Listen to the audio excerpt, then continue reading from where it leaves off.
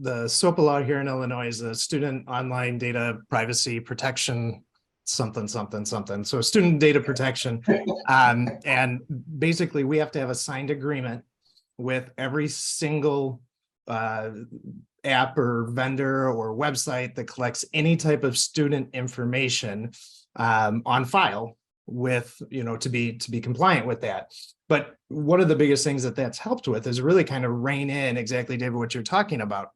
And kind of going back to what I was initially talking about with the big mess of, okay, well, now everybody's got a Google account over the past 10 years. We've also seen the sign in with Google. We've seen the add the extension. And I don't know if it's just me and the folks that I've got, but nobody ever reads the next part that pops up and says, this is the information that you are now sharing with Google.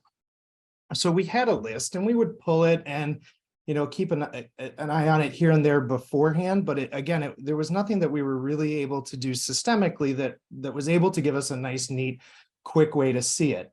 So as I told you, my Google admin, he now on a daily, weekly basis goes in and checks the apps. And because of ManageedMethods and specifically the support that the team has given us, that scope categories, which I know Charles will show us here in a bit, but that scope categories, and then seeing like, okay, what are the really bad ones that we need to like take a quick action on? And I love in the upper right corner, and you can see it on Charles's screen, that access level.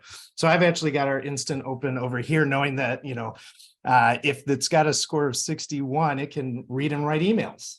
And so for us, we now have, sitting down working anytime that we have something that is, above our certain threshold, which, we try to keep under double digits, we can quickly remediate it. And now what ManageedMethods is able to do for us is, when my team sees this stuff, we can actually be proactive, and instead of having to remediate it, we can start blocking, the don't allow sign-ins that, do X, Y, and Z.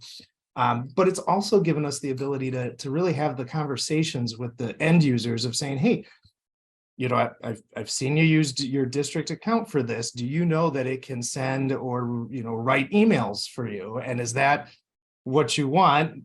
I mean, we'll eventually get them to that. We're not going to allow that, but, we can at least have that conversation of what were you trying to accomplish here? And now let's have a collaborative piece between, what you're trying to do in the classroom and us trying to keep everything safe.